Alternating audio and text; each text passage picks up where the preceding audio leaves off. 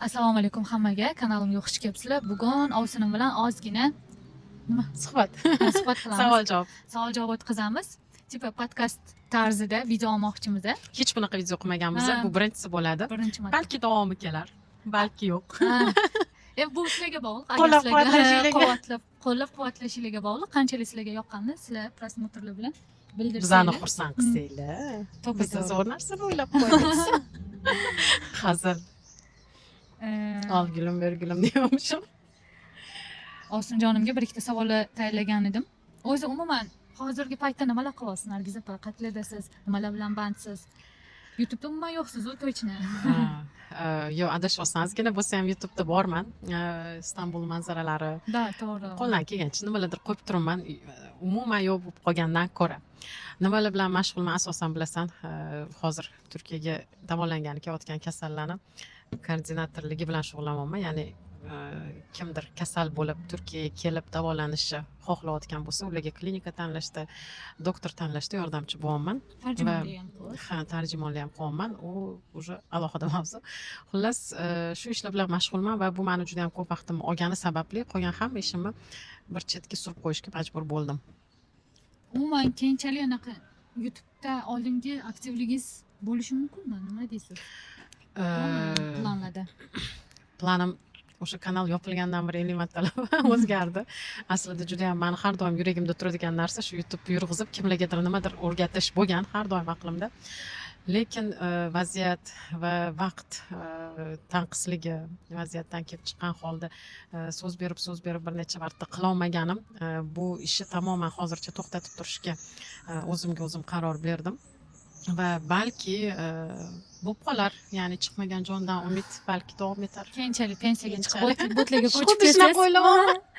Menimcha balki Yusuf uylantirganimda kelinim bilan aytaman deb har doim o'ylayman, bilasan, meni kreativniy bitta kelin olsam, SMM'liga o'qitib olsam, birga tayyor o'qigan bo'lsa undan ham yaxshi. Yaxshi zo'r bo'lardi. O'qigan bo'ladi deb o'ylamayman. Yusufni boqli uylantirish niyatim, inshaalloh. Gap kelganda aytib ketavering. To'g'ri. Endi boqli uylantirsam qizim yosh bo'ladi, balki u ham o'qiyotgan bo'lar. Birga o'qishar, birga rivojlanishar. O'sha o'qiyotgan paytida qo'shimcha nima, SMM'liga o'qish, 1 oylik, 2 oylik kurslarga shunaqa o'qitib olarman, balki, bilmayman. Tushunarli. Sizga bir ikkita tayyorlab qo'ygan savollarim bor edi.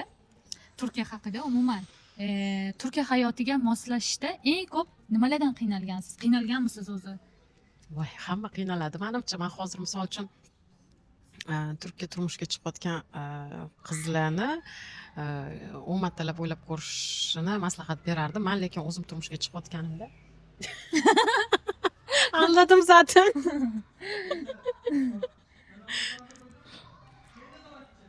Gideriz. Men o'zim turmushga chiqayotganimda endi bilmadim, jasorat kuchli bo'lgani uchun o'zim bitta o'zim hamki Turkiyaga kelvorganman. Anaqa akam bo'lganlar, конечно, bitta o'zim bo'lmaganman kelganimda-yu. Dilpiz bo'lgan, lekin yura yutib kelganman, yura yutib ko'p ishlar qilganman. O'shaning uchun ham o'sha paytda keyin o'ylaganman, o'sha 25 yoshga keldim, o'sha turmushga chiqishim kerak deb. Ko'p ham surishtirmaganman. Bilasan, bir marta ko'rishganmiz, ikkinchi marta akalarnikiga borganlar, uchinchi marta ukalarnikiga borganlar, to'rtinchida уже nikoh o'qitganmiz. O'shanga anaqa ko'p surishtirib, ko'p anaqa qilmaganman, lekin bu meni omadim chopgani, Xudoning rahmi kelgani deylik, omadim chopgani emas. Xudoning rahmi kelib, bunaqa yaxshi oila, yaxshi insonga turmushga chiqib qolganman. Lekin bu hammada bunaqa bo'ladi degani emas-da.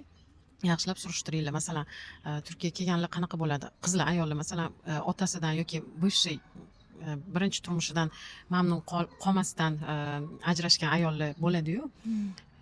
Yoki otasini zug'umini ostida katta bo'lgan xotin qizlar bo'lishadi. O'shalar mehr ko'rmasdan katta bo'lgan bo'ladi. Hozir buni 50 mingta psixologlar 50 ming xil qilib gapirishadi, lekin haqiqatda mehr ko'rmagan ayollar, qizlar shirin gapni shaydosi bo'lishadi. Turklar juda ham shirin gapda. Muomalasi zo'r, rasusda. O'shanga bilan shirin gapiga ham uchib qolmanglar. Yaxshilari bor. Yaxshi turmushga chiqib, yaxshi yashayotganlar bor. Misol uchun qo'lim bilan ko'rsatmayman. Yonimda, lekin xullas yaxshi turmush o'rtoq topib turmushga chiqqanlar bor, gap uzatib yubordim, lekin afsuski ajrashganlar ham, keyin ajrashgandan keyin hali ham konfliktda davom etayotganlar juda ham ko'p va afsuski bolalarini olib qo'yganlar, erkak tomondanda. Bularda bitta narsa bizani o'zbeklar bolalarini xotiniga tashlab ketish uchun to'polon qilsa, anaqa yana anaqa to'lamasligi, aliment to'lamasligi, harakat bo'tda naborot o'lib tirilib bolani olib qo'yishga harakat qilishadi erkaklar. O'shaning uchun mana shunaqa konfliktlar ham bo'ladi va bu faqat o'zbek fuqarosi Emas. bo'lganligingiz uchun emas, bu turk fuqarosimisiz xuddi farqi yo'q. shunaqa. Mani turk dugonalarim rosa ham ko'p-ku, bitta tanishim bor, dugonam deb aytolmayman-u. Eri shunchalik darajada kurashdiki bolalarini olib qo'yish uchun, uni imkoni yo'qligini, ishlolmasligini va bolaga qara olmasligini isbotlab berib, baribir olib qo'ydi-da. Bu umuman gap millatida emas, ayolini qaysi millatda bo'lishidan qat'iy nazar, o'zini millati bo'lsa ham Bularda talashishadi, oxirigacha talashishadi. madaniyatida nasl otadan keladi degan narsaga ko'p urg'u beriladi va bunga amal qilishadi, rioya qilishadi. O'shaning uchun ham hamma turmushlar zo'r bo'lib ketadi degani emas, lekin mana buni ham hisobga olish kerak. Bizning O'zbekistonda ham ajrashayotganlar tiqilib yotibdi, yaxshi turmush qurganlar ham tiqilib yotibdi. Bu bilan hamma turklar yomon yoki hamma turklar yaxshi demaymiz. Menga ayniqsa bitta videoyimni tegdaysin ham bittasi yozuvdi, salla vatanga dola, turklarga erga teb reklama qilyapsanlar. Hamma sallani deb Turkiyaga o'g'il bola yozgan buni. Turkiya erga teb ketyapti. Sani men bitta itam olmaganda. Xullasda, mana shunaqa narsalar yozib tashlashadi. Lekin birinchidan Alloh yozgan taqdir peshonamiz, ikkinchidan musulmonga tekkanmiz. Mushriklarga emas, alhamdulillah va Xudoga shukr. Qo'ldan kelgancha chiroyli turmushimizni davom etib ketyapmiz. Keyingi savol. To'g'ri.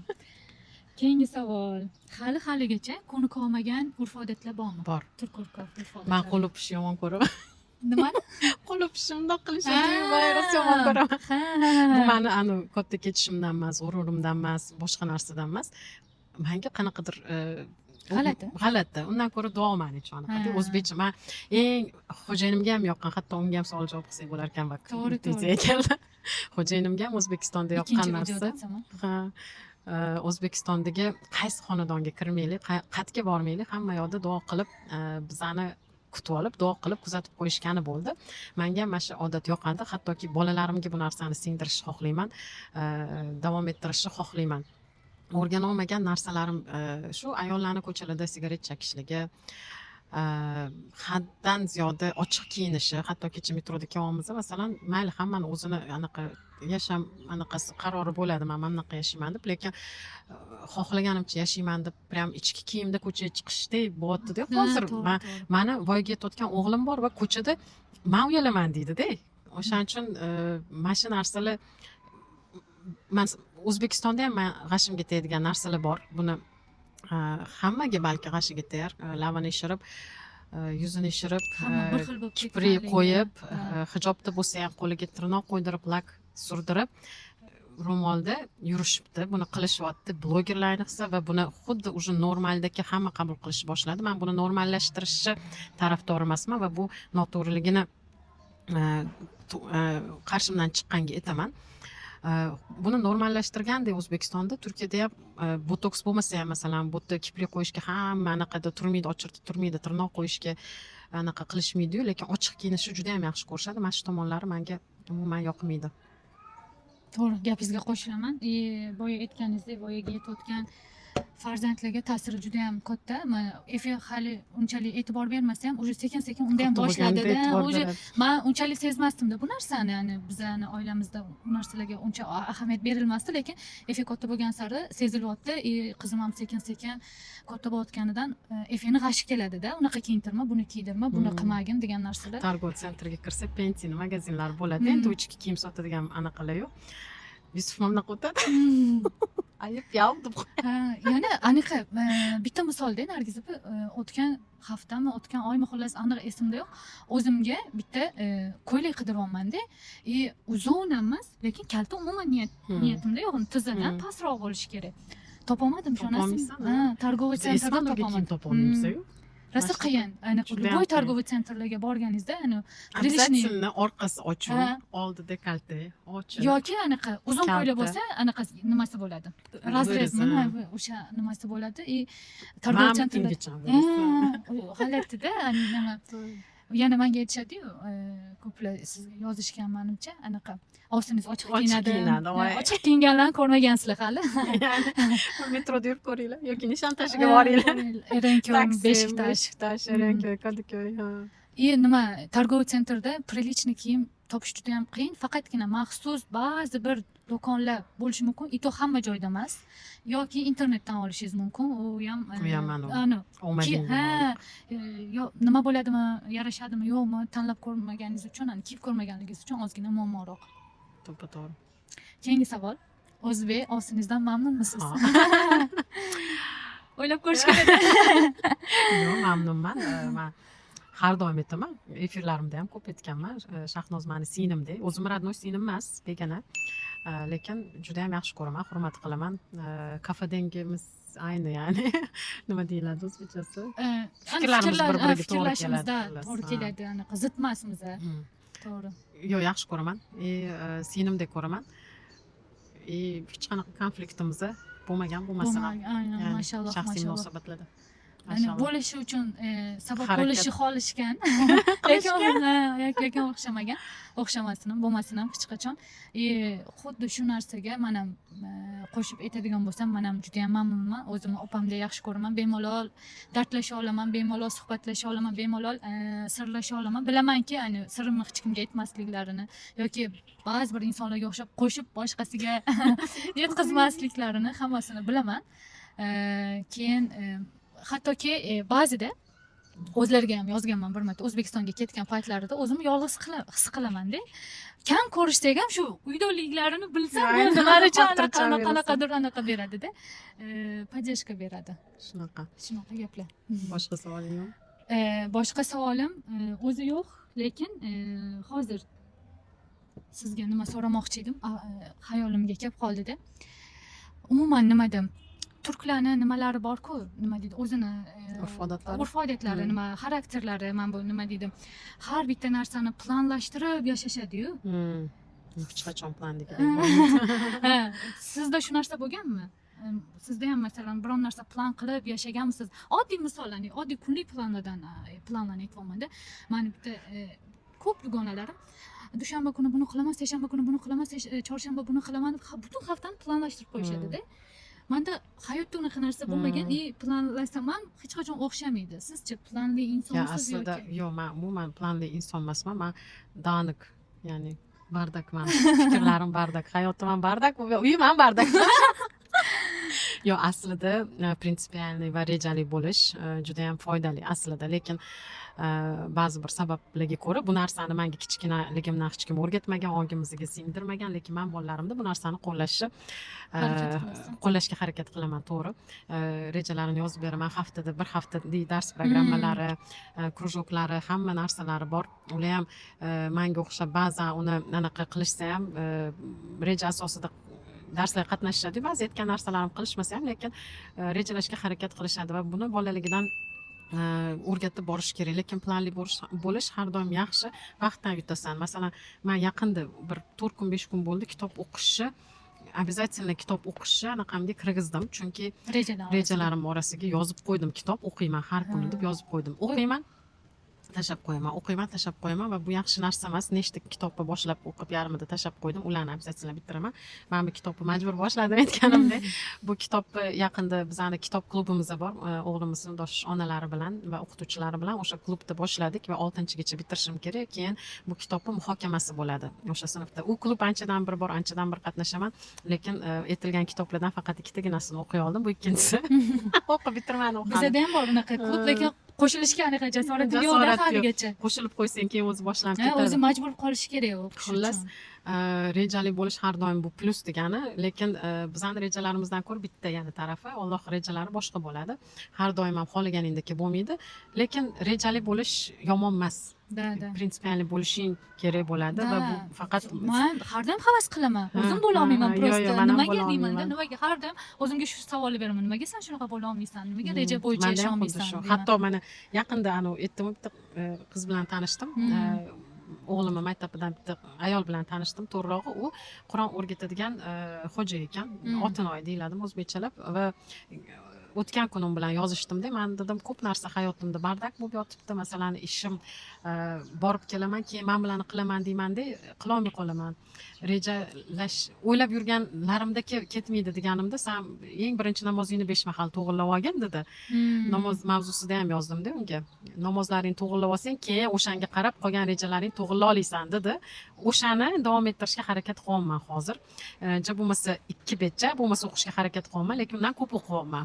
Yotmasdan oldin 2 bet o'qiyman deb ochaman, 4, 5, 6, 10 gacha boradi bu varroqlar soni. Lekin 2 betni boshlab ancha o'qib qo'yaman va undan tashqari o'sha aytgan ishlarimni ham o'sha 5 mahalga bo'lib, 5 mahalda nimalarni qila olsam qila olaman. O'zi kunni birinchi yarmi baribir ishxonada o'tadi. Ikkinchi yarmida qilishim kerak bo'lgan ba'zi vazifalarimni sekin yo'lga qo'yib boryapman. Endi bu yog'iga Alloh shohid, balki qila olarman inshaalloh. Inshaalloh. Menda eng oddiy misol masalan YouTube bo'lish. Bu nechinchi qaytishing? Bu o'zim bilasiz, har doim ertalabdan voqli turaman. Voqli turib shu ishlarni qilayotganimda videoga olaman deyman, kunimni har doim video olishga boshlayman deymanda, lekin o'xshamaydi. Bilasizlar, necha marta tashlab qo'yganman YouTube'ni, qolib ketgan. Tashlaman. Bu safar ancha sezgan bo'lsanglar, nima aktivmanda. Bizani aktivligimiz hamchi mana shu prosmotrlarga ham ancha bog'liqda. 100% to'g'ri. 100%. Mana oldin men uyalardim aktiv bo'linglar deyishga, like bosinglar, kommentariy yozinglar deyishga-da, lekin har bitta kommentariy, har bitta like odamni anaqasini oshiradi, motivatsiya ruhlantiradi. To'g'ri. O'shanga ularni ko'rgan sari, "O, shuncha odam ko'rar ekan, o, shuncha like yig'inman" deydi odamda, nimalardir qilishga harakat qiladi va biz qo'yayotgan videolar saviyasiz emas, yomonlikka chorlaydigan yoki boshqa narsaga agitировать qiladigan narsalar emas. Foyda keltirsa keltiradiki, zarar aniq keltirmaydi. O'shaning uchun jinisang'icha vaynlarni, videolarni ko'rgandan ko'ra, uni kelini balon bo'pti, kelin pismadon bo'pti. Videolardan ko'ra. O'shalardan ko'ra achkanalashib ketdi, to'g'ri. Mayli, u alohida mavzu. Bizlarni ko'rganingiz yaxshi. Da, men ham har doim uyalardim. Like bosinglar, komment yozinglar, aktiv bo'linglar. Da. Men ishonasam har doim uyg'onishim bilan birinchi bo'lib YouTube'ga kiraman. Hamma Instagramga kirsa, men YouTube'ga kiraman. Nargiz opam aytganlaridek, qanchalik prosmotr bo'lsa, shunga qarab kayfiyatim butun kunga ta'sir qiladi-da. O'sha kechagi videoni prosmotri ertasi kunni ochganimda butun kunimga ta'sirlanadi. Shu. Hammangizga kattakon rahmat e'tiboringiz uchun. Rahmat kattakon sizga ham. Meni Instagramda topa olasizlar, o'zbek kelin. YouTube'da balki aktivlasharman, ko'ramiz, lekin Shahnoz aktiv bo'ladi. Xudo xolasa. Ko'rgan, tomosha qilganingiz uchun rahmat. So'z. Zerikib qolmadinglar degan umiddaman. Hammaga xayrli va barakali kun tilab qolaman. Allohga omonat bo'linglar. Rahmat. Inshaalloh. Videoga olmagan bo'lsa.